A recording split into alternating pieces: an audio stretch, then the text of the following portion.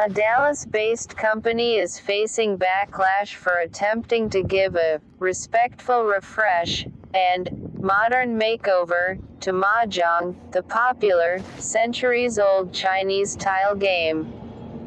Their goal, they say, is to bring it to the stylish masses. According to the Mahjong Line's About Us page, the idea for the company came about because one of its founders, Kate Leger, felt that traditional tiles did not reflect the fun that was had when playing with her friends, and that nothing came close to mirroring her style and personality. So she enlisted two other women, Annie O'Grady and Bianca Watson, to help develop their own respectful refresh of the game. A November write-up of the company by the website Paper City said that Leger searched for a unique set of her own, one she could proudly bring to friends' homes to play, but came up empty. The result? Brightly colored sets with names like the Minimal Line and the Cheeky Line that sell for between $325 and $425, and a $50 playing mat that reads, "Not Your Mama's Mahjong," and "Get Your Mahj On." The company first launched its products in November but faced widespread criticism online this week as screenshots of its tone-deaf copy began to circulate on social media. None of the founders have Chinese ancestry, but their website blithely proclaims, "We're rethinking what Mahjong looks like."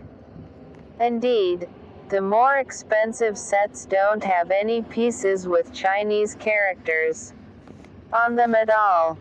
"My culture is one of the oldest civilizations in the world," Twitter user Jeremy Lee wrote on Monday alongside pictures of the Mahjong Line's website.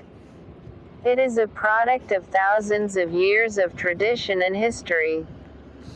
My culture is not some cheap coloring book that can be filled in and be made pretty by the standards of privileged teeny boppers." As critics have pointed out, the company repeatedly whitewashes Mahjong's history, its cultural origins, and its players. On its website, take its FAQ page, in a section titled, "American vs. Chinese Mahjong," the company centers the story of Mahjong on an American businessman named Joseph Babcock, who wrote a book about the game in the 1920s. Over time, the game evolved from the original Chinese version to be distinctly American with the addition of jokers to the game, the site reads. Each of the company's 5 sets is cheekily targeted at a hyperspecific, composite personality type, like the girl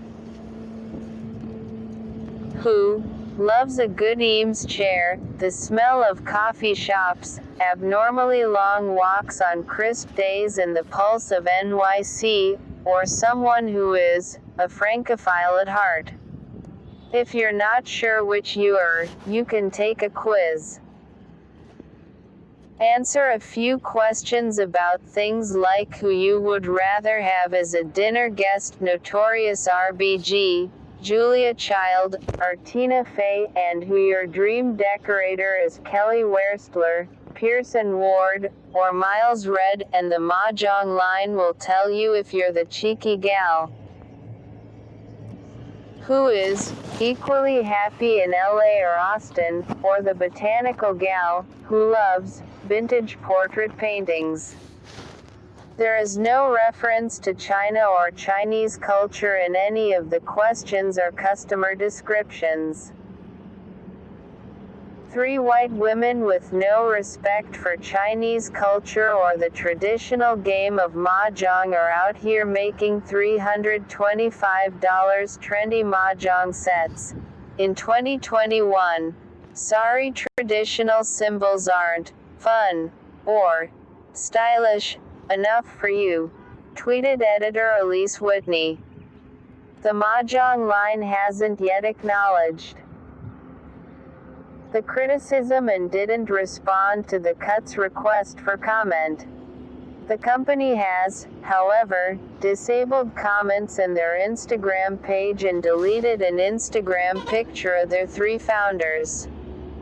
Comments are still enabled on the company's Facebook page, though. "You are erasing Chinese culture before our eyes," wrote one user.